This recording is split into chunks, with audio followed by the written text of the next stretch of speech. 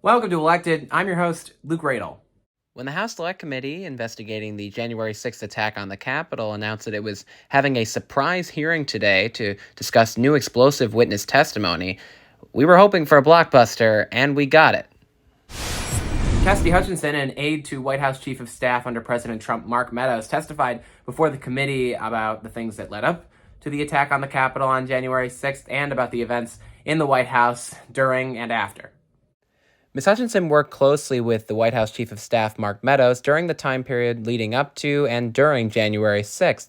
And so she painted a good picture for the committee of President Trump's declining mental state, particularly after an article in the Associated Press showed that Attorney General Bill Barr did not believe President Trump's claims of widespread voter fraud in the 2020 election. She also testified to a first-hand conversation she was a part of where the president was informed that the January 6th rioters were armed before they stormed the Capitol, and he was okay with it. Conversation where I overheard the president say something to the effect of, I don't effing care that they have weapons. They're not here to hurt me. Take the effing mags away. Let my people in. They can march to the Capitol from here. Let the people in. Take the effing mags away. But perhaps the most chilling and shocking revelation was this piece of testimony. After Mark had returned, I left the office and went down to the dining room, and I noticed that the door was propped open and the valet was inside the dining room changing the tablecloth off of the dining room table. He motioned for me to come in and then pointed towards the front of the room near the fireplace mantel and the TV, where I first noticed there was ketchup dripping down the wall and there's a shattered porcelain plate on the floor. The valet had articulated that the president was extremely angry at the Attorney General's AP interview and had thrown his lunch against the wall,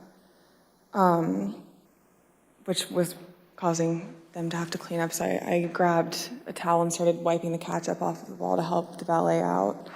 And Ms. Hutchinson, was this the only instance that you are aware of where the president threw dishes? It's not. There were several times throughout my tenure with the Chief of Staff that I was aware of him either throwing dishes or flipping the tablecloth to let all the contents of the table go onto the floor and likely break or go everywhere. That's right, an aide to the White House Chief of Staff, who we pay taxpayer dollars, had to clean up after the president's temper tantrum. And honestly, President Trump, I have to condemn this un-American act by you to reject the will of the voters and to completely defy the peaceful transfer of power, a tradition in our country for hundreds of years that was never broken, and also to waste perfectly good ketchup. But listen, even though the president did throw his lunch against the wall, at least he didn't eat it in front of us. But I do think there was another clip I was looking for as to the truly chilling piece of testimony that we received from the committee. Let's turn now to what happened in the president's vehicle when the Secret Service told him he would not be going to the Capitol after his speech. Tony proceeded to tell me that when the president got in the Beast, he was under the impression from Mr. Meadows that the off-the-record movement to the Capitol was still possible and likely to happen, but that Bobby had more information.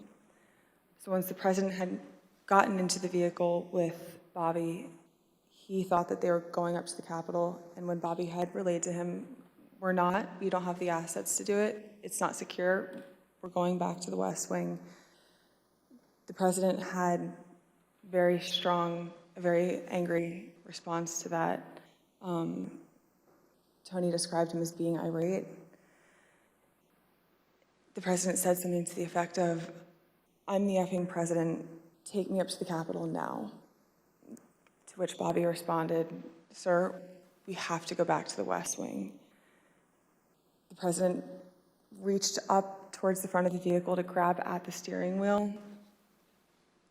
Mr. Engel grabbed his arm, said, "Sir, you need to take your hand off the steering wheel. We're going back to the West Wing. We're not going to the Capitol."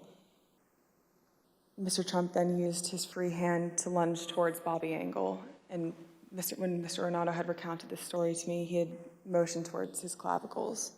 Yeah, President Trump's personal detail recounted to Cassidy Hutchinson the events that took place in the Beast on January 6th.